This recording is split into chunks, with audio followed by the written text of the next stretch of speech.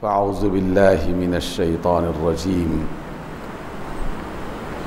وَيَعْلَمُ مَا فِي السَّمَاوَاتِ وَمَا فِي الْأَرْضِ وَاللَّهُ عَلَى كُلِّ شَيْءٍ قَدِيرٌ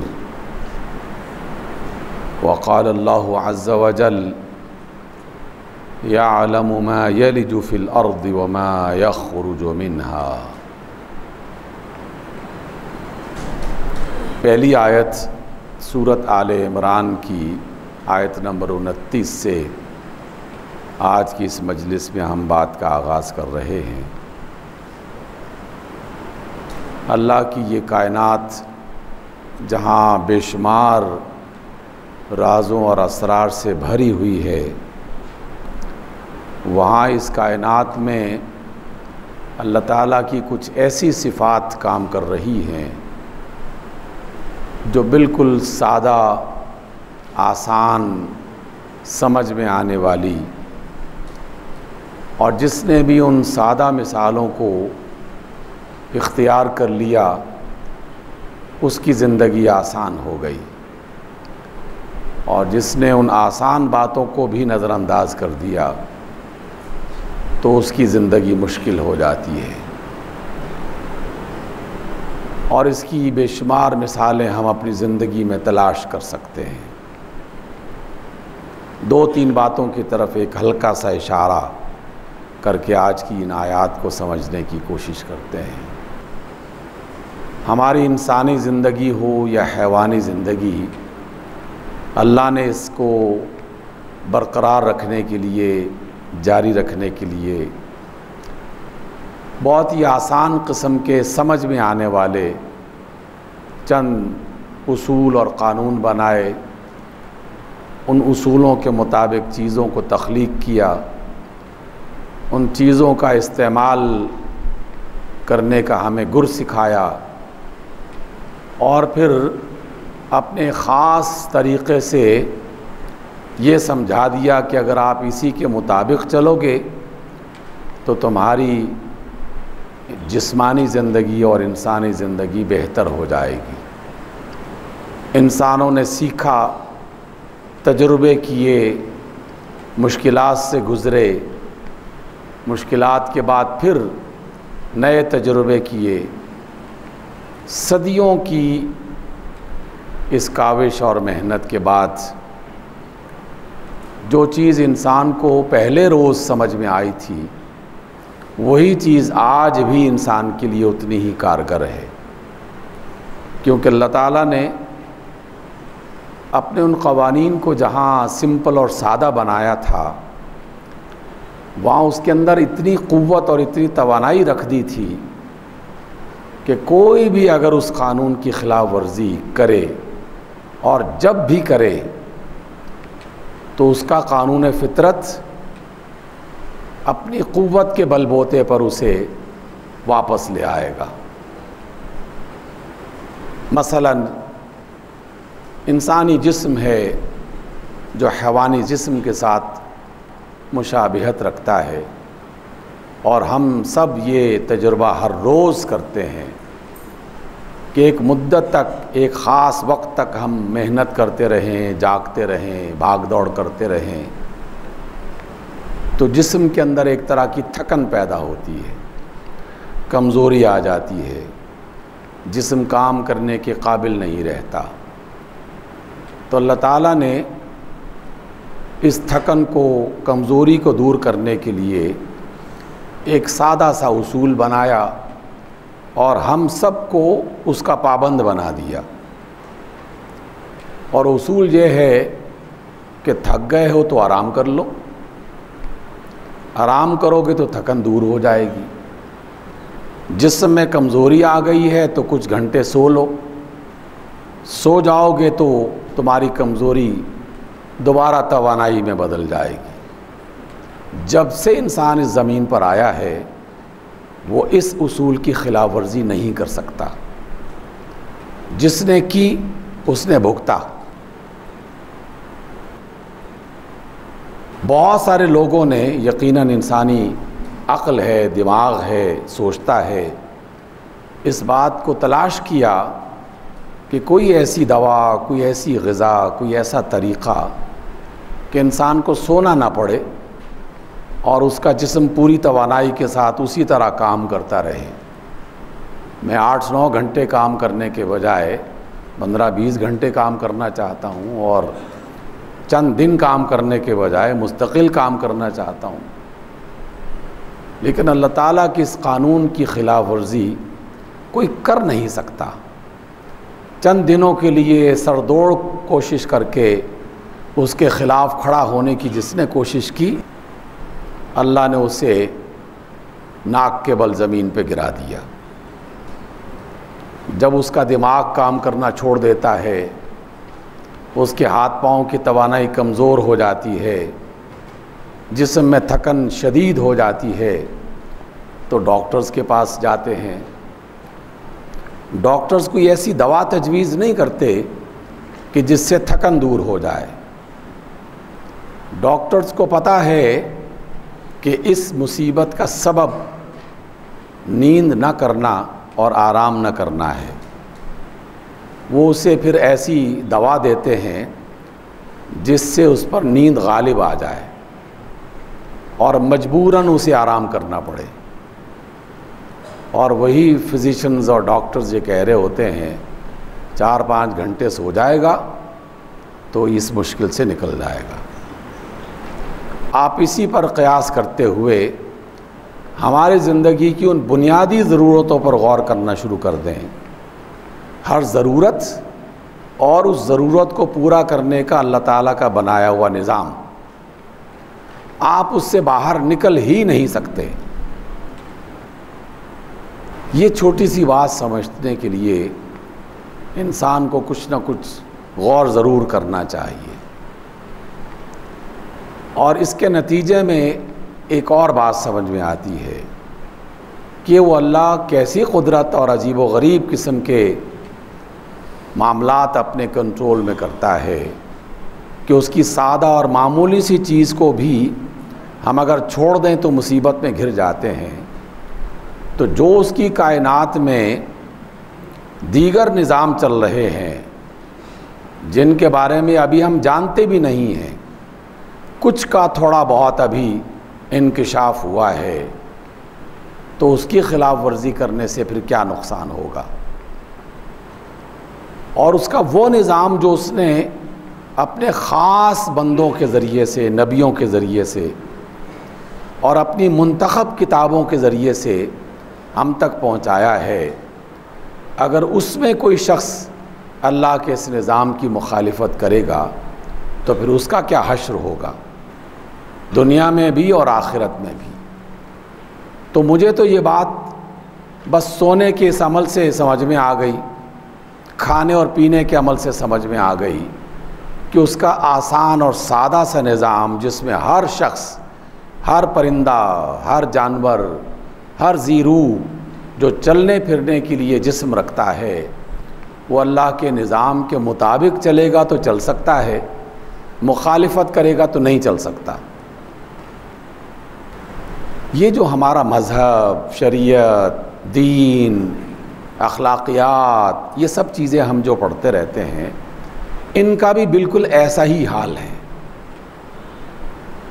اس کو بھی جتنا آسان اللہ اس کے رسول نے بنایا، اللہ نے بنایا، رسول نے بتایا، جس کو اس نے آسان بنایا ہم نے مشکل بنا دیا، اور جس نے بھی مشکل بنایا اللہ تعالیٰ نے اسے مشکل میں ڈال دیا۔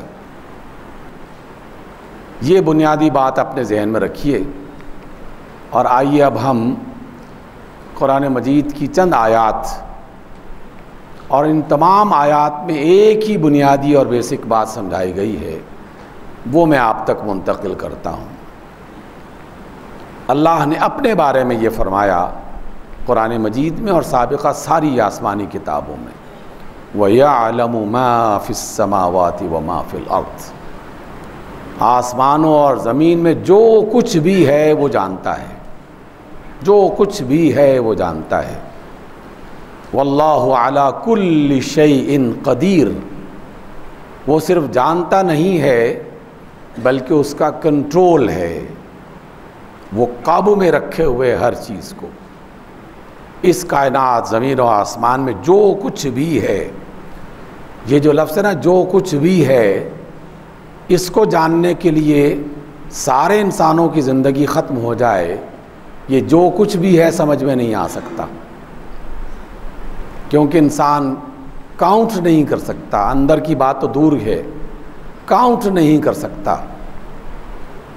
مجھے کئی پروفیسرز نے جو مختلف میدانوں سے تعلق رکھتے ہیں اور ہم ان سے مختلف موضوعات پر پوچھتے رہتے ہیں، تو کہا کہ ابھی ہمیں صرف پاکستان میں کتنی قسموں کے سانپ موجود ہیں ہمیں اس کا پتہ نہیں ہے، کتنی قسموں کے پرندے ہیں ہمیں اس کا پورا پتہ نہیں ہے، ہمارے پاس ڈیٹا مکمل نہیں ہے۔ کیڑوں مکوڑوں کی بات تو دور کی ہے، یہ تو بڑے بڑے چیزیں ہیں، ہمیں ان کا مکمل ڈیٹا ہمارے پاس نہیں ہے۔ اور اللہ تعالیٰ کی کائنات میں کیا کچھ ہے، کیا کچھ ہے، یہ کچھ جو ہے یہ انسان کی سمجھ سے بالاتر ہے ابھی۔ اور وہ رب جس نے انہیں بنایا ہے وہ بار بار یہ بات ہمیں پہنچا رہا ہے کہ لوگوں، جس کو تم نے اللہ مانا ہے اور جس کو تم اپنا خدا اور الہ مانتے ہو، جانتے ہو کہ وہ اندھا نہیں ہے، وہ جاہل نہیں ہے، وہ پورے طریقے سے باخبر ہے، اور اتنی زیادہ بینائی اس کی قوی ہے کہ سمندر کی تہوں میں اور آسمان کی فضاؤں میں معمولی معمولی چیزیں بھی وہ جانتا ہے۔ ہم یہ بچپن سے سن رہے ہیں، لیکن ہمیں اللہ تعالیٰ کی عطا کردہ چیزوں کی قدر معلوم نہیں ہوتی۔ چند سال پہلے مجھے موریشیس جانے کا اتفاق ہوا۔ موریشیس کی زیادہ بڑی آبادی ہندوؤں پر مشتمل ہے، بڑے بڑے مندر اور بے شمار پوجا پاٹ کے طریقے، تو ایک بہت ہی قدیم قسم کا سومناتھ جیسی شہرت رکھنے والا مندر وہاں پہ تھا۔ تو ہمیں سیر کروانے والے نے کہا کہ آپ کو آج وہ مندر دکھاتے ہیں، ہم چلو چلتے ہیں۔ گئے، پتھر کے بت بنے ہوئے تھے، ہمیں اس میں کیا نئی چیز نظر آنی تھی، جانتے تھے پہلے سے، لیکن ایک چیز پر نئے انداز میں غور کرنے کا اتفاق ہوا۔ یہ بھی دیکھا ہوا تھا لیکن غور نہیں کیا تھا۔ جیسے ہی ہم اندر گئے تو ہمیں لے جانے والا پہلے مندر کے دروازے پہ کھڑا ہوتا ہے، بتوں کے پاس کچھ فاصلے پر گھنٹیاں لٹکائی ہوئی تھی، تو اس نے گھنٹیوں کو بجایا، بجانے کے بعد پھر وہ اندر گئے۔ تو ہمارا جو ڈرائیور تھا اس نے مذاق سے پوچھا کہ آپ نے یہ گھنٹیاں کیوں بجائی ہیں؟ تو انہوں نے کہا کہ ہمارا خدا جو ہے نا وہ اکثر سویا رہتا ہے، ہم اس سے مانگنے کے لیے پہلے قریب جا کے گھنٹی بجاتے ہیں، اور ہمارا خیال ہے کہ وہ اس سے بیدار ہو جاتا ہے، جب وہ بیدار ہو جاتا ہے تو ہماری دعا سنتا ہے۔ تو اللہ کا شکر ادا کیا کہ ہم نے جسے اپنا الہ مانا ہے وہ سوتا نہیں ہے، وہ تو اونگتا بھی نہیں ہے، وہ علیم و خبیر، زندہ، دیکھنے والا، سننے والا ہے وہ رب۔ پھر اللہ تعالیٰ نے اپنی کتاب حکمت میں ہمیں اپنے دیکھنے کی صفت پر غور کرنے کی دعوت دی ہے۔ اللہ دیکھتا ہے یہ تو ہم جانتے ہیں، لیکن اس سے آگے بڑھ کر اللہ تعالیٰ ہمیں یہ سمجھانا چاہتا ہے کہ تمہارا اللہ جو دیکھتا ہے اس پر ذرا غور کیا کرو کہ وہ کیا کچھ دیکھتا ہے اور کتنا علم ہے اس کا۔ سورۃ الحدید میں اللہ فرماتے ہیں یعلم ما یلج فی الارض، زمین کے اندر جو کچھ بھی جا رہا ہے وہ جانتا ہے، وما یخرج منہا، اور زمین میں سے جو کچھ بھی نکل رہا ہے وہ جانتا ہے۔ ان دو لفظوں نے مجھے کئی مہینے پریشان رکھا۔ زمین کے کسی خاص علاقے پر بیٹھ کے میں سوچتا تھا کہ زمین میں کیا کچھ جا رہا ہے، کیڑے مکوڑے جا رہے ہیں، بارش کے قطرے جا رہے ہیں، اور بہت ساری چیزیں زمین کے اندر گھس رہی ہیں۔ پھر جب نئی ٹیکنالوجی پر غور کیا تو زمین کے اندر روشنی جا رہی ہے، زمین کے اندر ہوا جا رہی ہے، زمین کے اندر اور نہ جانے۔ اور پھر کسی ماہر سائنسدان نے یہ بتایا کہ زمین کے اندر اللہ تعالیٰ کی بنائی ہوئی روشنی کی ایک ایسی قسم بھی جا رہی ہے کہ جو 1 مربع میٹر جو زمین کا ٹکڑا ہے، صرف 1 میٹر مربع، اس میں کئی کھرب شعاعیں زمین سے اوپر سے لے کر زمین کے آخری سرے تک آر پار جا رہی ہیں، اور پوری زمین اس کے اندر جکڑی ہوئی ہے، اور وہ ایک ایک شعاع کو جانتا ہے، ایک ایک موج کو جانتا ہے، ایک ایک لہر کو جانتا ہے۔ تو ہمارا رب جس پر ہمارا ایمان ہے وہ یہ کہتا ہے کہ میں اندھا اور نابینا نہیں ہوں، میں جاہل اور بے خبر نہیں ہوں۔ اس کو ہم جتنا تازہ رکھیں گے اپنے دماغ میں، ہمارا ایمان اتنا ہی بہتر اور ہمارا کردار اتنا ہی اچھا ہو جائے گا۔ آئیے ایک اور منظر بھی دیکھیے قرآن مجید میں، سورۃ الانعام 59 آیت میں اللہ تعالیٰ فرماتے ہیں وَمَا تَسْقُطُ مِنْ وَرَقَةٍ إِلَّا يَعْلَمُهَا، کسی بھی پودے کا کوئی بھی پتا جب زمین پر گرتا ہے تو وہ اس پتے کے بارے میں جانتا ہے۔ ایک درخت کے کتنے پتے ہو سکتے ہیں، دنیا میں کتنے پودے اور پیڑ ہیں، ہم تو یہ شمار نہیں کر سکتے۔ اور میرا اور آپ کا رب کہہ رہا ہے کہ ہم ہر پودے، دنیا کے تمام پودوں کے ایک ایک پتے کے بارے میں خبر رکھتے ہیں کہ کون سا پتا کس موسم میں کس وقت زمین پر گرا تھا، ہمارے علم میں یہ بات ہے۔ پھر سورۃ الملک میں ایک نئے انداز میں بہت ہی خوبصورت اور انسان کی عقل کو اپنی گرفت میں لینے والا جملہ، بہت ہی خوبصورت، اللہ کیا فرماتے ہیں الا یعلم من خلق۔ اے لوگو ذرا ہوش کے ناخن لو، کیا وہ نہیں جانے گا جس نے پیدا کیا ہے، جو کریٹر ہے ان تمام کائناتوں کا، مخلوقات کا، وہ نہیں جانے گا کہ میں نے کیا کچھ بنایا ہے اور کیا کچھ پیدا کر رکھا ہے۔ وَهُوَ اللَّطِيفُ الْخَبِيرُ، لطیف عربی زبان میں سافٹ کو کہتے ہیں۔ ہمارے تمام کمپیوٹرز اور نیٹ ورکس میں جو سافٹ ویئر کام کرتے ہیں، جو موجیں کام کرتی ہیں، جو ڈیٹاز کام کرتے ہیں، ان کی جو بھی شکل دریافت ہوئی وہ سب کی سب اللطیف کے اندر چھپی ہوئی ہے۔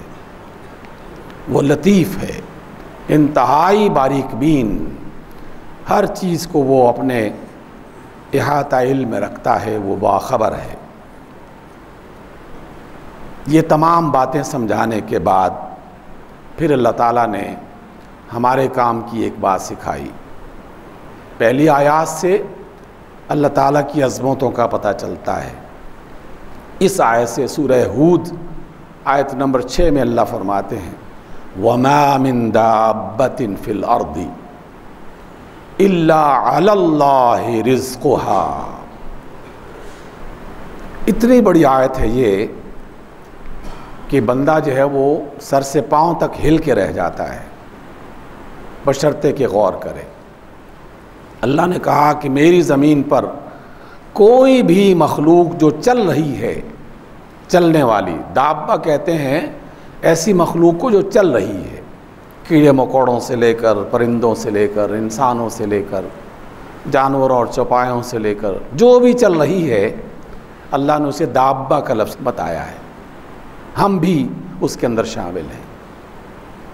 وَمَا مِن دَابَّةٍ فِي الْأَرْضِ، میری زمین پر کوئی ایک بھی چلنے والا ایسا نہیں ہے الا علی اللہ رزقها، کہ جس کے رزق کی ذمہ داری اللہ نے خود نہ اٹھا رکھی ہو۔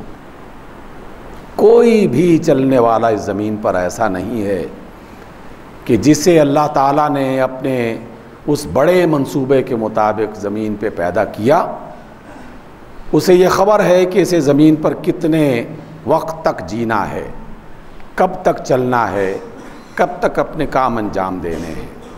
اسی کے مطابق جو اس کی ضرورت ہے اللہ تعالیٰ نے اس کا رزق اپنے ذمہ لیا ہوا ہے۔ اور پھر فرمایا وَيَعْلَمُ مُسْتَقَرَّهَا، اور وہ اس کے رزق کے مقامات کو جانتا ہے کہ اس کا رزق کہاں رکھا ہوا ہے۔ میرا رزق کہاں رکھا ہوا ہے مجھے نہیں پتا، میں رات کو کیا کھاؤں گا مجھے نہیں پتا۔ اگر بتایا بھی گیا ہو، گھر والوں نے بتا بھی دیا ہو کہ ہم نے یہ کھانا تیار کیا ہے اور آپ آ کر شام میں کھائیں گے، میں یہ کہہ تو سکتا ہوں کہ میں یہ کھاؤں گا، لیکن میں جانتا نہیں ہوں کہ میں کھاؤں گا کہ نہیں کھاؤں گا۔ میرے علم میں نہیں ہے وہ، میرا رزق کہاں رکھا ہے کوئی نہیں جانتا، آپ کا رزق کہاں رکھا ہے کوئی نہیں جانتا۔ سامعین محترم، زندگی کے تجربات سے ایمان کو تازہ کرنے کا فن سیکھیے۔ بے شمار ایسے موقع ہماری زندگی میں آتے ہیں لیکن ہم فراموش کر جاتے ہیں۔ روزمرہ تو زندگی گزر ہی رہی ہے، لیکن جب کوئی اس طرح کا خاص واقعہ آتا ہے پھر سمجھ میں آتی ہے بات۔ کئی سال پہلے کی بات ہے، ہمارے کچھ شاگردوں نے اپنے طور پر کوئی بندوبست کیا کہ ترکی جاتے ہیں۔ انہوں نے اپنا پورا پلان مکمل کر لیا۔ میں یہاں جمعہ پڑھانے کے بعد گھر پہنچا تو ٹیلی فون کال آئی کہ سر اگر آپ ترکی جانا چاہتے ہیں تو ہم آپ کو لے جائیں گے۔ میں نے کہا کہ چلو چلتے ہیں، کہا کہ پاسپورٹ لے کے پہنچ جائیں۔ لیکن میں نے انہیں کہا کہ میں ترکی اسی صورت میں جاؤں گا جب وہاں میرے نصیب کی مچھلی تیار ہوگی۔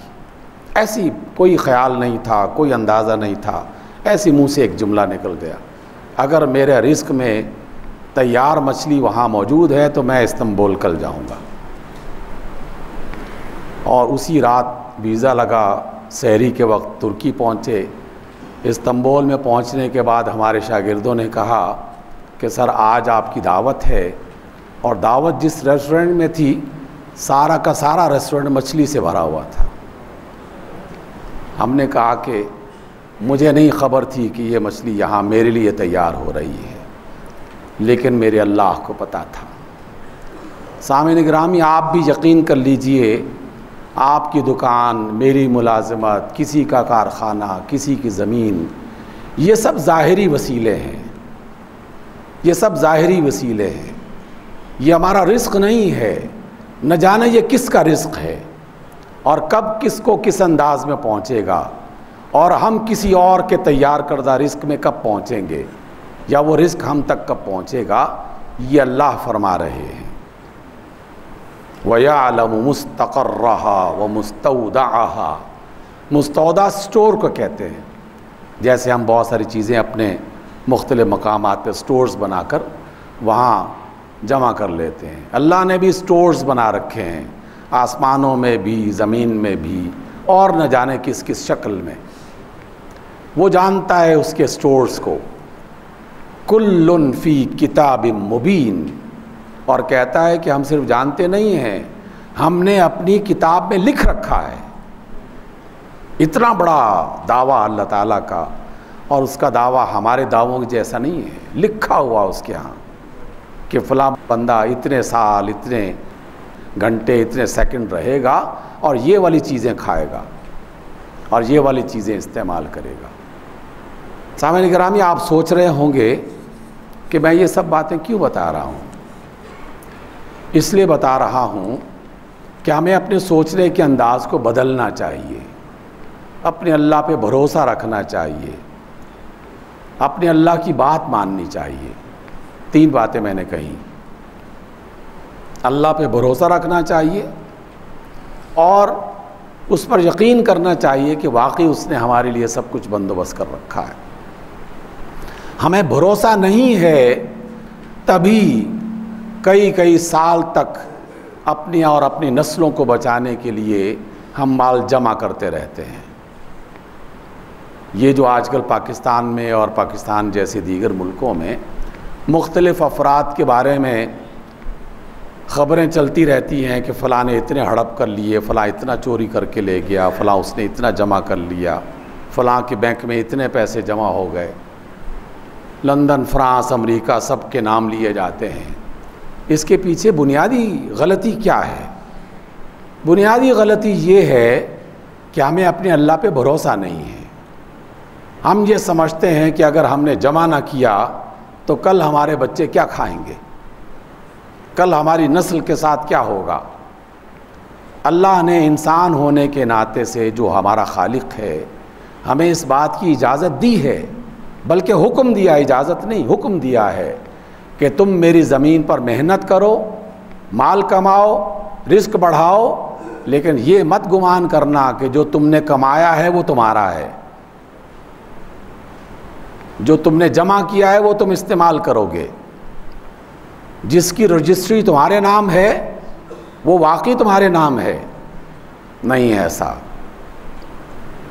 کئی سال پہلے ایک ٹیکسی ڈرائیور نے مجھ سے کہا کہ سنا ہے کہ برطانیہ میں ہمارے ملک کے ایک بڑے سیاستدان نے ایک بہت بڑا پیلس خریدا ہے۔ میں نے نادانی میں کہا کہ سنا تو میں نے بھی ہے۔ ٹیکسی ڈرائیور نے دوسرا سوال کیا کہ سر بتائیے اس محل سے فائدہ کون اٹھا رہا ہے؟ وہ جس کا سرے محل ہے کیا وہ اس میں سوتا ہے؟ کیا وہ اس میں رہتا ہے؟ میں نے کہا کہ نہیں، وہ تو دنیا میں ادھر ادھر گھومتا پھرتا رہتا ہے۔ اس سرے محل میں کون رہتا ہے؟ اس کے چوکیدار، اس کے مالی، اس کی صفائی کرنے والے سویپرز۔ تو اللہ تعالیٰ نے وہ سرے محل کس کے لیے بنایا ہے؟ ان مالیوں کے لیے، ان سویپرز کے لیے، ان چوکیداروں کے لیے۔ اور جس نے اپنے نام پر اسے رجسٹر کروا رکھا ہے وہ اس گمان میں ہے کہ سرے محل میرا ہے، اسے وہاں جانے کی توفیق نہیں ہوئی اور زمین کے اندر چلا گیا۔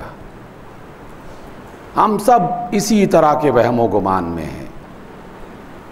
وقت کی قلت کے پیش نظر رسول اللہ صلی اللہ علیہ وسلم کی بات کو بتاتے ہوئے اپنی بات کو سمیٹتا ہوں، لیکن یہ مضمون مکمل نہیں ہے، چلتا رہے گا، جب تک زندگی ہے، جب تک سانس ہے چلتا رہے گا۔ آقا رحمت علیہ الصلاۃ والسلام زندگی کے آخری ایام آ گئے، آخری لمحات آ گئے، جمعے کے لیے تشریف لائے، منبر پر بیٹھے، اچانک دوڑتے ہوئے اپنے حجرے میں اپنے گھر میں داخل ہوئے، پھر آ کے خطبہ شروع کر دیا۔ لوگوں نے بعد میں پوچھا کہ یا رسول اللہ کیا ماجرا تھا، آپ گھر میں اتنی تیزی سے کیوں داخل ہوئے؟ فرمانے لگے کہ تھوڑا سا سونا گھر میں مال غنیمت کا پڑا ہوا تھا، تو میں اسے تقسیم کرنے کے لیے کہہ کے آیا ہوں، کیونکہ میں یہ پسند نہیں کرتا کہ اللہ کے پاس جاؤں اور میرا رب مجھ سے پوچھے کہ اتنا سونا تمہارے گھر میں پڑا ہوا تھا اور تم نے اس کا کچھ کیا ہی نہیں ہے۔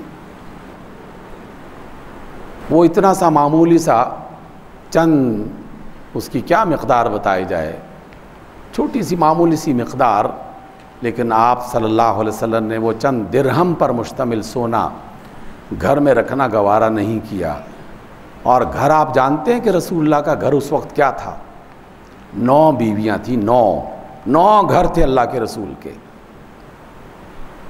9 بیویوں کا مطلب 9 گھر، کیونکہ عرب کی روایت کے مطابق بھی اور رسول اللہ کی سنت کے مطابق بھی جب بھی آپ نے کسی خاص مقصد کے لیے اللہ کے کہنے پر کسی خاتون کو اپنی زوجہ بنایا، اس کے لیے باقاعدہ الگ رہنے کا اہتمام فرمایا، اس کے کھانے پینے کا بندوبست فرمایا۔ ہمارے رسول غریب رسول نہیں تھے، لیکن دل کے امیر تھے۔ وہ اللہ کے پاس جاتے ہوئے اللہ پر اتنا بھروسہ تھا کہ میں اپنی بیویوں کو نہیں کھلا رہا، یہ 9 گھر میں نہیں چلا رہا، جس نے پیدا کیا وہی چلائے گا اور وہی چلاتا ہے۔ ہماری بے ایمانیوں کے سارے گرم بازار صرف اس بنیاد پر گرم ہیں کہ ہمیں اپنے اللہ پر بھروسہ نہیں ہے۔